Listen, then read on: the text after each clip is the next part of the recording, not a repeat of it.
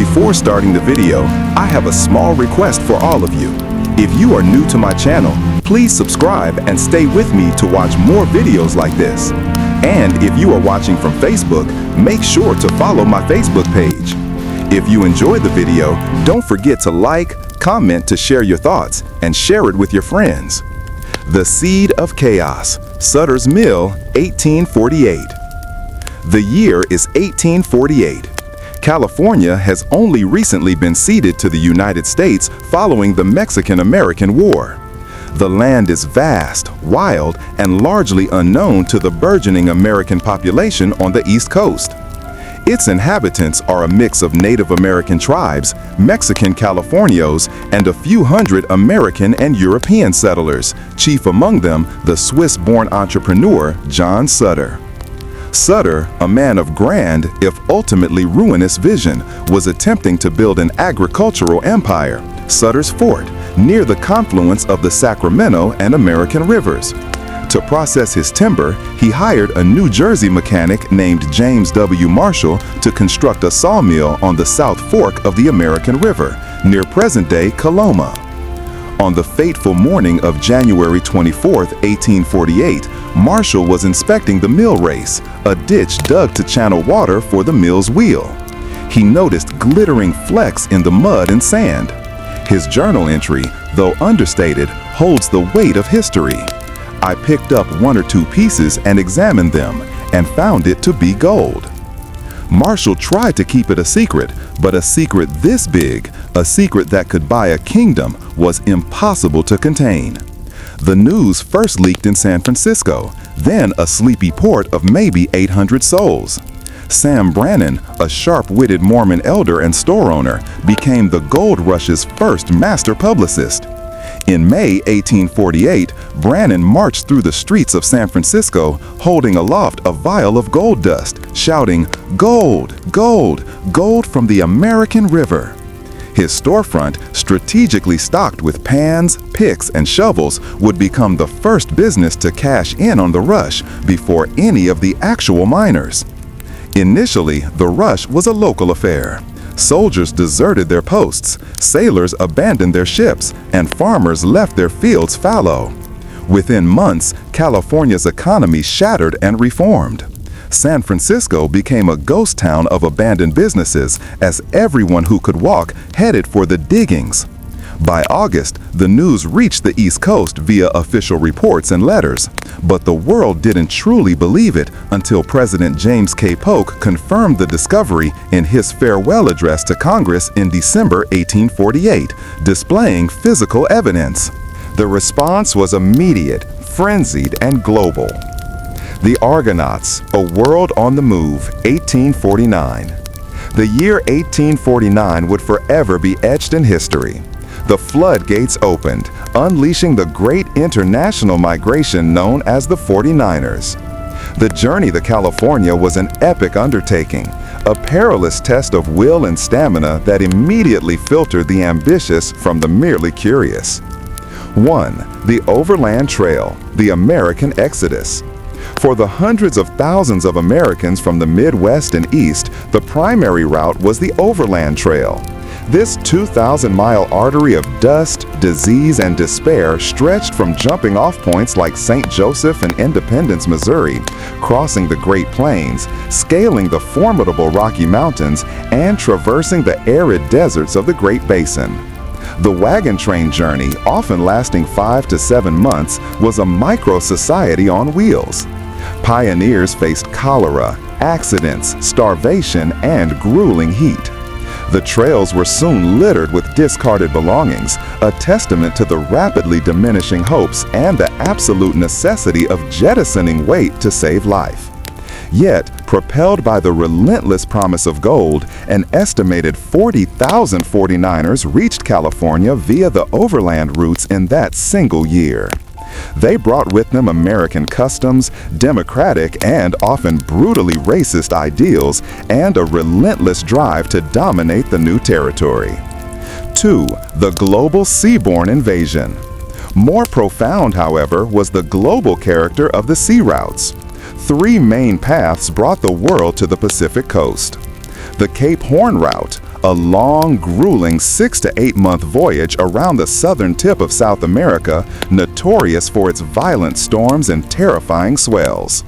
Ships were often overcrowded, provisions spoiled, and the sheer monotony drove many to madness. The Panama Shortcut. This was the faster, though more expensive and dangerous route. Miners would sail from the east coast to Panama, cross the fever-ridden, malaria-plagued Isthmus of Panama by foot or canoe, and then wait, often for weeks or months, on the Pacific side for a ship to take them up to San Francisco. The Isthmus was a gauntlet of tropical disease that claimed thousands of lives. The clipper ship route. For those sailing from Europe and Asia, the clipper ship became the iconic vessel of the rush. These beautiful, fast ships drastically cut sailing times, making San Francisco a practical destination for people living halfway around the globe. The genesis of diversity. Faces in the diggings. This international mobilization was what truly made the California Gold Rush a unique global event and the primary source of the state's unparalleled diversity. People came from over 100 countries. The Chinese Argonauts, building a foundation. The most significant non-European group were the Chinese, who referred to California as Gum Shan, or Gold Mountain. The first few hundred arrived in 1849, mostly men from the impoverished Guangdong province, fleeing economic hardship and the effects of the Opium Wars. By 1852, their population soared to over 20,000. The Chinese miners were often methodical, disciplined, and willing to work abandoned claims, reviving them with hard work and ingenious techniques. They lived in tight-knit communities, maintaining their language, dress, and customs, a stark contrast to the individualistic, rough-and-tumble American miners. This cultural insularity, born out of necessity and self-preservation, quickly bred suspicion and, eventually, systemic hostility. The Latin American contingent, the original miners. Ironically, many of the first experienced gold miners to arrive were from Latin America, particularly Chile, Peru, and Mexico, Sonorans. They had established mining traditions and knowledge of geological processes that American and European greenhorns lacked. Their presence, however, was quickly weaponized against them. As Americans flooded the fields, they viewed the Spanish-speaking miners not only as competitors, but as foreigners trespassing on American soil. This hostility manifested in outright violence, claim jumping, and the passage of the infamous Foreign Miners Tax of 1850. The $20 per month tax, a crushing sum at the time, was specifically aimed at driving out Mexican, Chilean, and Chinese miners. While it failed to achieve a complete exodus, it established a precedent of economic and legal discrimination, forcing many non-American groups out of the high-paying placer gold mining and into wage labor, service industries, or marginal claims. European and Australian migrants, the cosmopolitan mix. Europeans arrived in great numbers, often with more capital and professional skills. French miners, known for their gambling and flair, settled in camps like French Corral. Irish immigrants, fleeing the devastation of the Great Famine, saw California as a path to a new life, bringing their fierce labor ethic. Germans were prominent as merchants, brewers, and artisans, often capitalizing on the miners' needs rather than mining themselves. A significant and particularly troublesome contingent came from Australia, many of whom were ex-convicts from the penal colonies of Sydney and Tasmania. Known as the Sydney Ducks, they brought an element of organized crime and street violence to the burgeoning towns, contributing to San Francisco's early reputation as a lawless, dangerous port. The brutal cost: racism, exclusion, and genocide. The diversity of the gold rush was not a peaceful mosaic. It was a violent collision of cultures struggling for dominance over the most valuable prize on earth. The American belief in manifest destiny, combined with the intense competition for scarce gold, fueled a deep vein of nativism and racial violence. The plight of the Chinese. The foreign miners tax eventually dropped to $4 per month, but its enforcement remained a tool of harassment. Chinese miners faced constant threat of robbery and violence.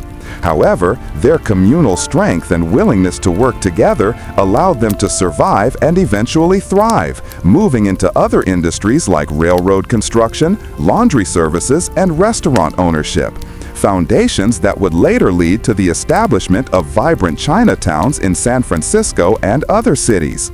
This perseverance, however, laid the groundwork for the anti-Chinese movements and the eventual Federal Chinese Exclusion Act of 1882.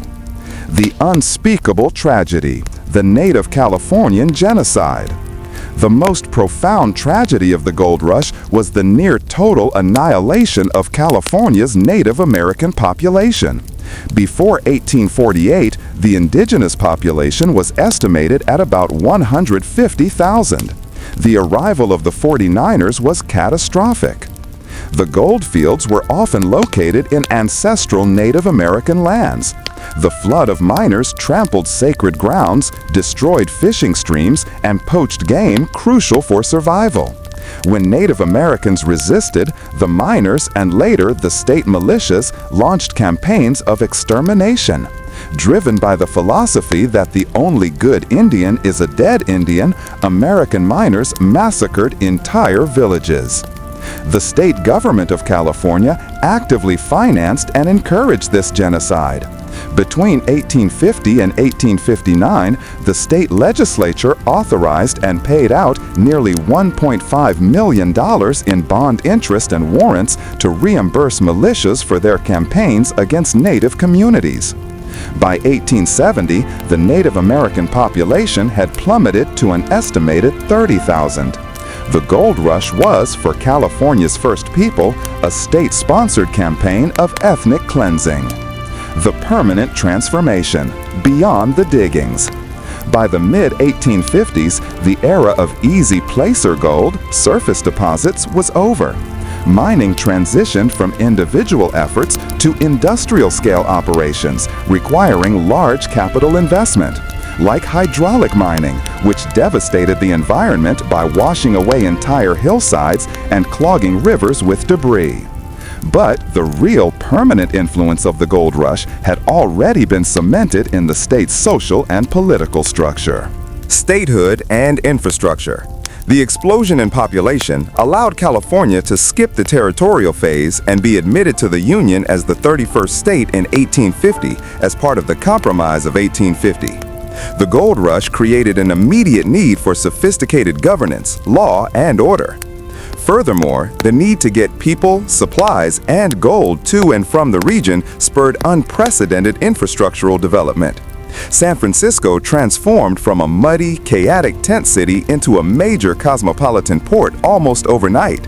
The need for faster transport led to the conception and eventual construction of the Transcontinental Railroad, primarily built by Chinese labor, further weaving California into the national fabric. 2. The culture of innovation and risk. The gold rush instilled a permanent cultural characteristic in California, a high tolerance for risk and a belief in instant massive reward. The 49ers were the original entrepreneurs, willing to abandon comfortable lives for a high-stakes gamble.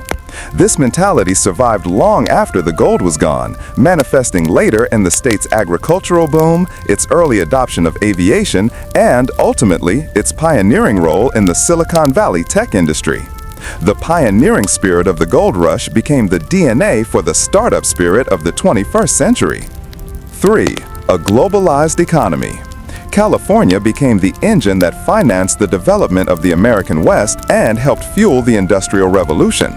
The billions of dollars in gold extracted over the next few decades, estimated at nearly $2 billion by 1860, which is over $70 billion in modern value, profoundly impacted global financial markets and cemented the U.S. dollar's place in international trade.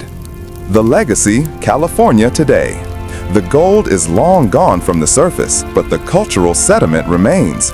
Today's California, with its celebrated diversity, its dynamic economy, and its inherent tensions, is a direct, living consequence of the few years between 1848 and 1855.